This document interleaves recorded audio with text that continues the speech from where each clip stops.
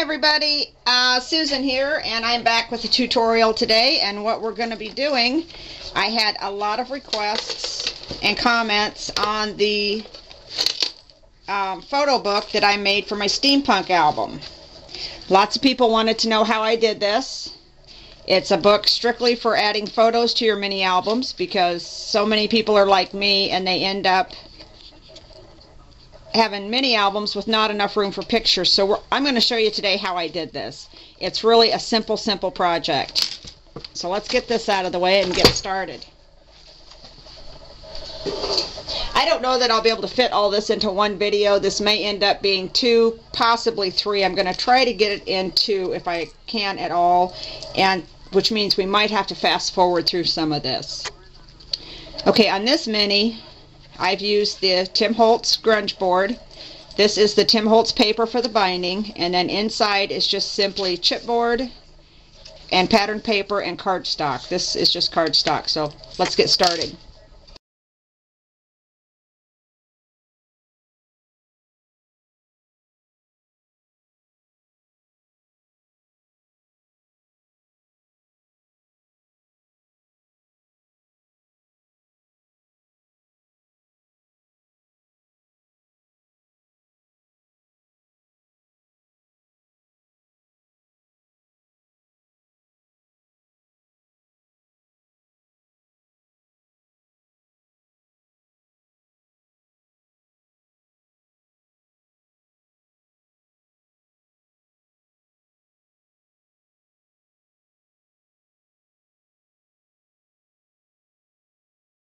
I'm going to do all my cutting first.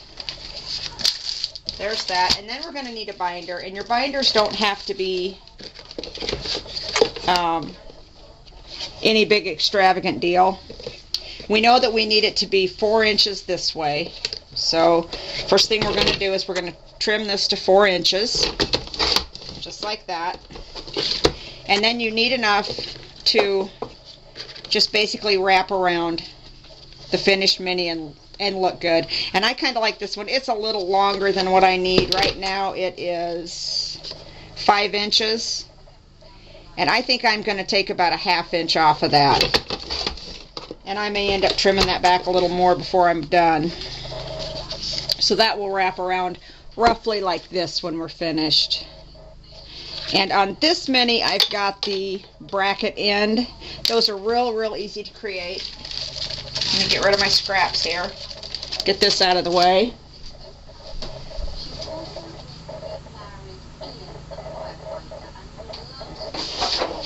And I've showed how to do this before. I'm going to use a really bright, obnoxious piece of cardstock here so it's easy to see. And what I have done is I have cut myself a 4-inch strip because here again your cover is 4 inches wide, okay? And I'm just going to cut a little piece off of this, just so it's easier to work with. And then you just simply take this, and this is going to become a template, is what we're making here. And we're going to fold it. Got to get it straight. We're going to fold it in half so that we know where the center is, okay? See, now we easily know where our center is. And I'm going to take just my regular pencil and I'm going to draw half of a bracket so that the point is in the center of the paper. Okay?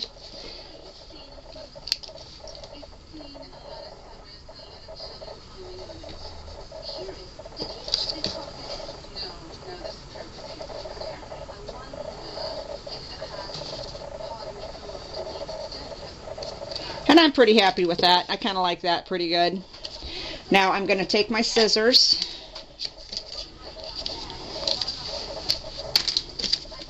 and I'm just going to cut along this line.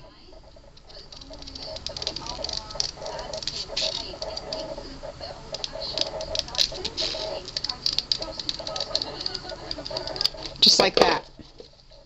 And what that makes, because we had it folded in half, both sides are perfectly the same.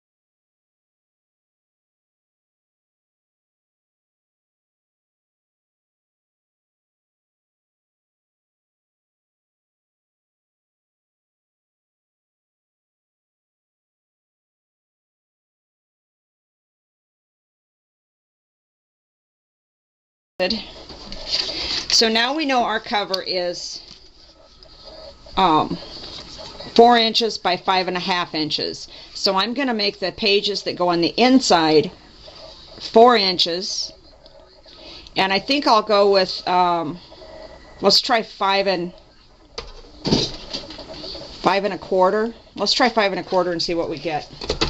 So the first thing I'm going to do is I'm going to cut. Let's go this way. I'm going to cut, and this is just more of a lightweight cardstock or chipboard. See, it's not the medium weight. It's not the real heavy stuff, and you don't really need the real heavy stuff for these guys. If you use a little lighter weight, it's not going to be quite as bulky when you put it all together. Now I'm going to test this to make sure it's not going to show, and if you see there, see, it's too long. These are going to show, so I'm going to take another 1/4 inch off this.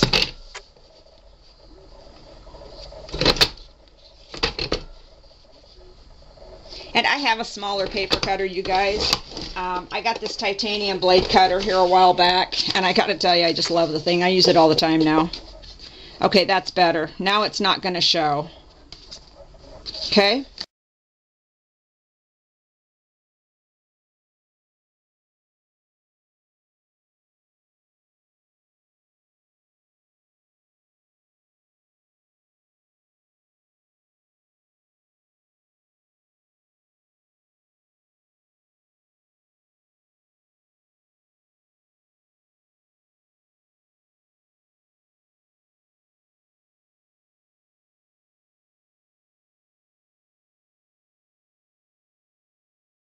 Okay, let's try this again. See that? I like that a little better. I'll have a little overhang on my cover on each side, and I just like that better.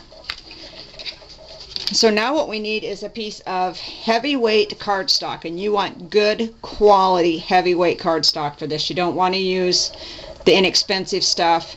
I happen to like to use the textured cardstock for this, but if you don't have that, you don't need it, as long as you've got a good heavyweight cardstock to use. There we go. There's a piece. That one will work.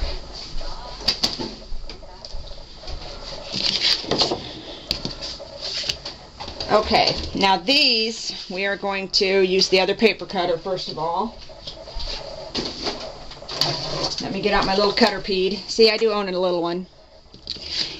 And for these, this piece of chipboard, each of our chipboards is 3 3/4 inches wide.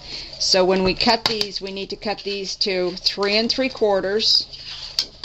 And we're going to do that first. Make sure I'm on, yeah, I'm on frame. Okay. So we're going to come in at 3 3/4. We're going to cut a strip. Get rid of that. And I have my 2 covers. So we'll need a binding here. So that's 1, and then 1 between each page. So there's 2, 3, 4, 5, 6, and then here, so 7. So we need 7 binder strips to put this one together. And you're going to need a scoring tool like this, and we're going to need 2 of these strips. So I'm going to go ahead and cut another strip at 3 3/4. Okay, there we go.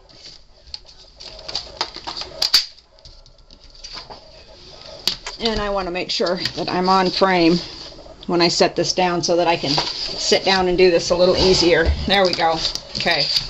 And then what you're going to do, make sure you can see that okay. I'm going to zoom in just a little for you so that I know you get a good look at what I'm doing. And this is not hard, you guys, not at all. I'm going to set my paper to 1 inch. And then I'm going to take my scoring tool with the large end, and I'm going to score it. Just like that. And then I'm going to go to 2 inches, and I'm going to cut it. That's 1 binding. I'm going to go to 1 inch and score. Go to 2 inches and cut. 1 inch and score. 2 inches and cut. And you just repeat that until you have as many binding pieces as you need.